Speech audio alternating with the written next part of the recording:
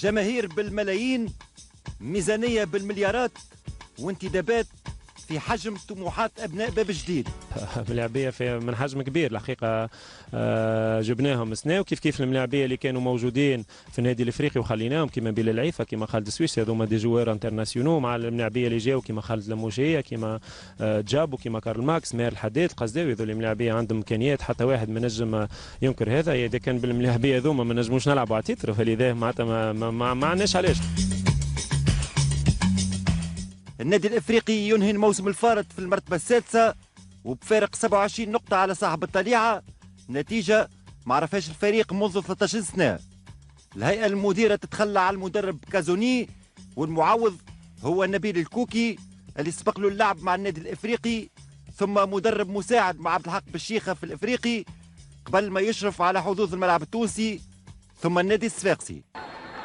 نبيل الكوكي هو اخصائي في تنفيذ ضربات الجزاء، يتقدم ببطء ويسجل والهدف الاول للنادي الافريقي في 11 دقيقه لعب. سي نبيل جا معانا جديد بطبيعه الحال، كل مدرب وعنده الفلسفه نتاعو، كل مدرب وعنده طريقه لعب نتاعو. اون ميم طون نخدموا ترافاي فيزيك، وفي كل مره وين نلقاو الوقت نحاولوا باش نخدموا شويه للترافاي تكتيك نتاعنا، وبالطبيعه مع لي ماتش اميكو نتصور اللي معناتها قاعدين نشوفوا في بروغريسيون باهيه، سواء في لي سيونس دونترينمون ولا في لي ماتش قاعدين نعملوا فيهم. صحيح قاعدين نعملوا في برشا حاجات باهين، لكن مازالوا عندنا شويه نقائص. النقائص هذه اللي قاعدين نخدموا عليها ان شاء الله، باش كما قلت لك في اول مباراه نتاع لو 4 نوفمبر ان شاء الله باش نكونوا او موان في نسبه مئويه عاليه شويه، حاضرين ان شاء الله الماتشات هذوما. النادي الافريقي يدخل في تربص مغلق بالمنستير واستعدادات مكثفه لملحمه جديده نحو العوده من جديد للتتويجات.